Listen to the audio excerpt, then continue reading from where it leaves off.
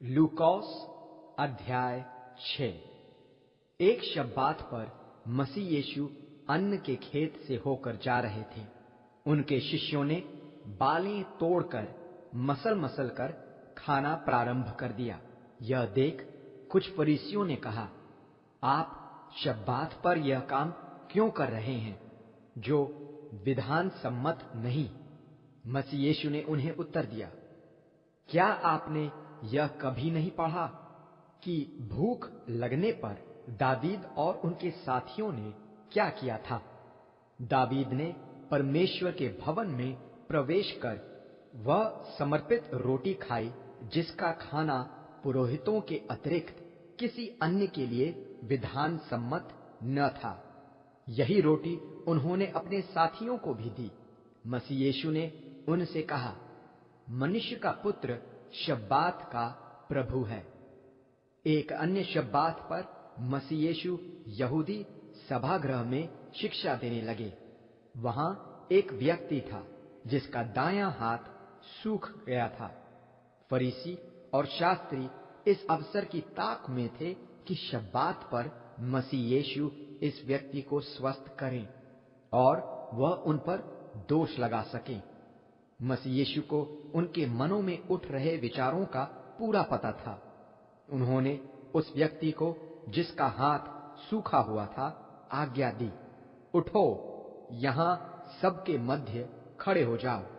वह उठकर वहां खड़ा हो गया। तब मसीह यीशु ने फरीसियों और शास्त्रियों को संबोधित कर प्रश्न किया, यह बताइए, शब्बात पर क्या करना उचित है, भलाई या बुराई, जीवन रक्षा या विनाश? उन सब पर एक दृष्टि डालते हुए मसीह यीशु ने उस व्यक्ति को आज्ञा दी, अपना हाथ बढ़ाओ। उसने ऐसा ही किया। उसका हाथ स्वस्थ हो गया था। यह देख फरीसी और शास्त्री क्रोध से जलने लगे। वे आपस में विचार विमर्श करने लगे कि मसीह यीशु के साथ अब क्या किया जाए। एक दिन मसीह यीशु पर्वत पर प्रार्थना करने चले गए और सारी रात वह परमेश्वर से प्रार्थना करते रहे।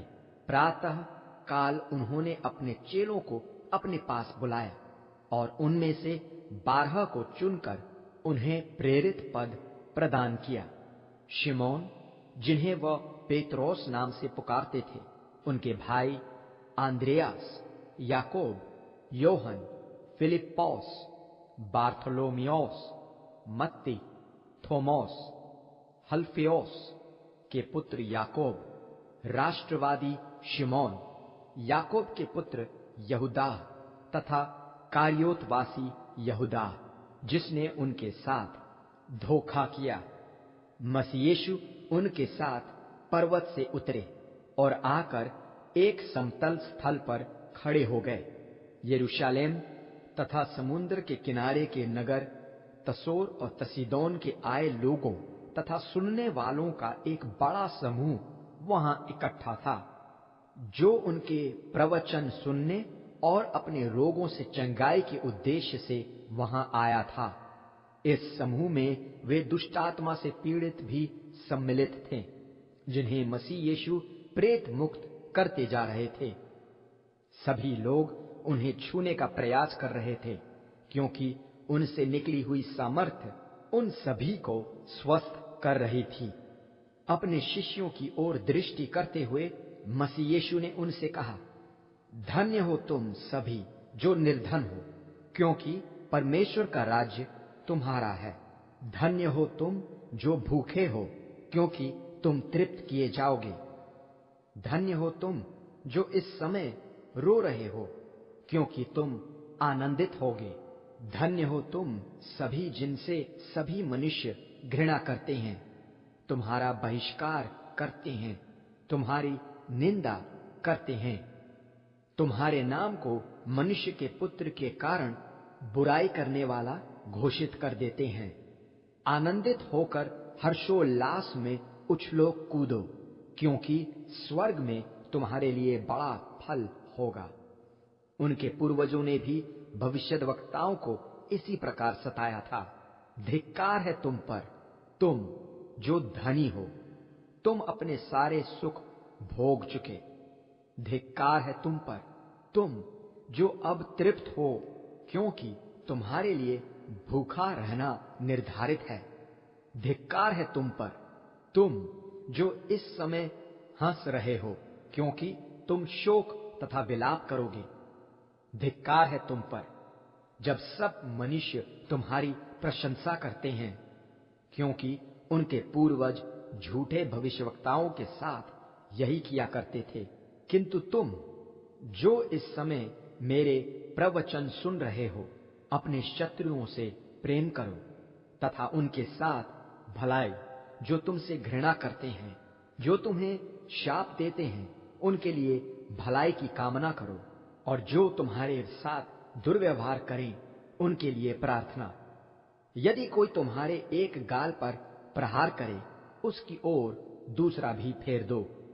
यदि कोई तुम्हारी चादर लेना चाहे, तो उसे अपना कुर्ता भी देने में संकोच न करो। जब भी कोई तुमसे कुछ मांगे, तो उसे अवश्य दो, और यदि कोई तुम्हारी कोई वस्तु ले ले, तो उसे वापस न मांगो। अन्यों के साथ तुम्हारा व्यवहार ठीक वैसा ही हो जैसे व्यवहार की आशा तुम उनसे अपने लिए करते हो। यदि तुम उन्हीं से प्रेम करते हो जो तुमसे प्रेम करते हैं, तो इसमें तुम्हारी क्या प्रशंसा, क्योंकि दुर्जन भी तो यही करते हैं। वैसे ही यदि तुम उन्हीं के साथ भलाई करते हो जिन्होंने तुम्हारे साथ भलाई की है, तो इसमें तुम्हारी क्या प्रशंसा, क्योंकि दुर्जन भी तो यही करते हैं। और यदि तुम उन्हीं को कर्ज देते हो जिनसे राशि वापस प्राप्त करने की आशा होती है, तो तुमने कौन सा प्रशंसनीय काम कर दिखाया। ऐसा तो परमेश्वर से दूर रहने वाले लोग भी करते हैं, इस आशा में कि उनकी सारी राशि उन्हें लौटा दी जाएगी। सही तो यह है कि तुम अपने शत्रुओं से प्रेम करो, उनका उपकार करो, और कुछ भी वापस प्राप्त करने की आशा किए बिना उन्हें कर्ज दे दो। तब तुम्हारा ईमान असाधारण होगा और तुम परम प्रधान की संतान ठहराए जाओगे, क्योंकि वह उनके प्रति भी कृपालु हैं, जो उपकार नहीं मानते और बुरे हैं। कृपालु बनो, ठीक वैसे ही जैसे तुम्हारे पिता कृपालु हैं। किसी का न्याय मत करो, तो तुम्हारा भी न्याय नहीं किया जाएगा।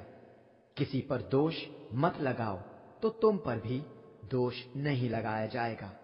क्षमा करो, तो तुम्हें भी क्षमा किया जाएगा। उदारता पूर्वक दो, तो तुम्हें भी दिया जाएगा। पूरा नाप दबा दबाकर और हिला हिलाकर बाहर निकलता हुआ तुम्हारी झोली में उंडेल यानी अत्यंत उदारता पूर्वक देंगे। देने के तुम्हारे नाप के अनुसार ही तुम प्राप्त करोगे। मसीह यीशु ने उन्हें इस दृष्टांत के द्वारा भी शिक्षा दी। क्या कोई अंधा दूसरे अंधे का मार्गदर्शन कर सकता है? क्या वे दोनों ही गड्ढे में न गिरेंगे? विद्यार्थी अपने शिक्षक से बढ़कर नहीं है, परंतु हर एक जिसने शिक्षा पूरी कर ली है, वह अपने शिक्षक के समान होगा। तुम अपने भाई के आंख में उस बुरादे के तिनके को क्यों देख रहे हो, जबकि अपने आंख में पड़े लट्ठे का तुम्हें ज्ञान ही नहीं? तुम अपने भाई से यह कैसे कह सकते हो, भाई आओ, मैं तुम्हारी आंख में से बुरादे का तिनका निकाल दूं, जबकि स्वयं तुमको अपनी आंख में पड़ा लट्ठा दिखाई नहीं देता। अरे पाखंडी, पहले अपनी आंख में से लट्ठा तो निकाल, तभी तुझे अपने भाई की आंख में से बुरादे का तिनका निकालने के लिए साफ दृष्टि मिल सकेगी।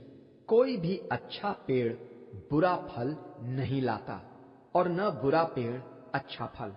हर एक पेड़ उसके अपने फलों के द्वारा पहचाना जाता है। कंटीले वृक्षों में से लोग अंजीर या कंटीली झाड़ियों में से अंगूर इकट्ठा नहीं किया करते।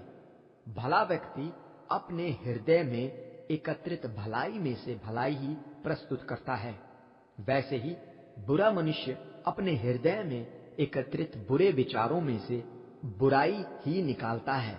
क्योंकि उसका मुख उसके हृदय के अंदर की वस्तुओं में से ही निकालता है। तुम लोग मुझे प्रभु प्रभु कहकर क्यों पुकारते हो, जबकि मेरी आज्ञाओं का पालन ही नहीं करते? मैं तुम्हें बताऊंगा कि वह व्यक्ति किस प्रकार का है जो मेरे पास आता है, मेरे संदेश को सुनता तथा उसका पालन करता है। वह उस घर बनाने वाले के जैसा है जिसने गहरी खुदाई करके चट्टान पर नींव डाली। मूसलाधार बारिश के तेज बहाव ने उस घर पर ठोकरें मारी, किंतु उसे हिला न पाया, क्योंकि वह घर मजबूत था। वह व्यक्ति जो मेरे संदेश को सुनता है किंतु उसका पालन नहीं करता, उस व्यक्ति के समान है जिसने भूमि पर बिना नींव के घर बनाया, और जिस क्षण उस पर तेज बहाव ने ठोकरें मारी, वह ढह गया और उसका सर्वनाश हो गया।